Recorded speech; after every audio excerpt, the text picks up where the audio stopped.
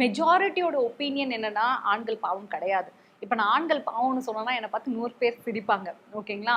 ஆனா சேஞ்ச் ஆகிற situation change ஆகிட்டே தான் இருக்கு. அதை நம்ம ஒத்துக்கணும். ஓகேங்களா? அப்படி பார்க்கும்போது லா ஆணையும் பெண்ணையும் ஒன்னா ட்ரீட் பண்ணுதான்னு கேட்டிங்கன்னா அப்படி கிடையாது. ஓகே, ஃபர்ஸ்ட் வந்து எடுத்தோடனே நம்ம எல்லாருமே தெரிகிற ஒரு ஈவ் டீசிங் விஷயம். ஒரு பொண்ணை ஒரு ஈவ் டீஸ் பண்ணிட்டாங்களோ அப்படின்னா நமக்கு வந்து உடனே போய் கம்ப்ளைண்ட் பண்ணா வருதா வரலையா அப்படின்றதுலாம் டிஃப்ரெண்ட். ஆனா கம்ப்ளைண்ட் பண்றதுக்கு அது தப்புன்னு சொல்றதுக்கு ஒரு செக்ஷன் இருக்கு. ஆனா இதே ஒரு ஆணுக்கு ஏதாவது ஒன்று அப்படி நடந்துருச்சுன்னா அவங்க ஃப்ரெண்ட்ஸே என்ன சொல்லுவாங்க, டே இதெல்லாம் என்னடா கம்ப்ளைண்ட் பண்ணிட்டு இருக்க, என்ஜாய் பண்ணிட்டு போடா அப்படின்றவாங்க. கரெக்டுங்களா? ஏன்னா அவங்களுக்கு வந்து இந்த இந்த வெர்ஜினிட்டி, மானம், ரோஷம், மாடஸ்டி எல்லாமே ஒரு விமனுக்கு தான் இருக்கு. பையனா அவனுக்கு வந்து இந்த மாடஸ்டி எதுவுமே கிடையாது. லாவே சொல்லுது, அவுட்ரேஜிங் த மாடஸ்டி ஆஃப் விமன் ஒரு வார்த்தை இருக்கு. அது விமனுக்கு மட்டும்தான் இருக்கு. அப்ப பையனுக்கு வந்து கூச்சம், நேச்சம், மானம் எதுவுமே கிடையாதா?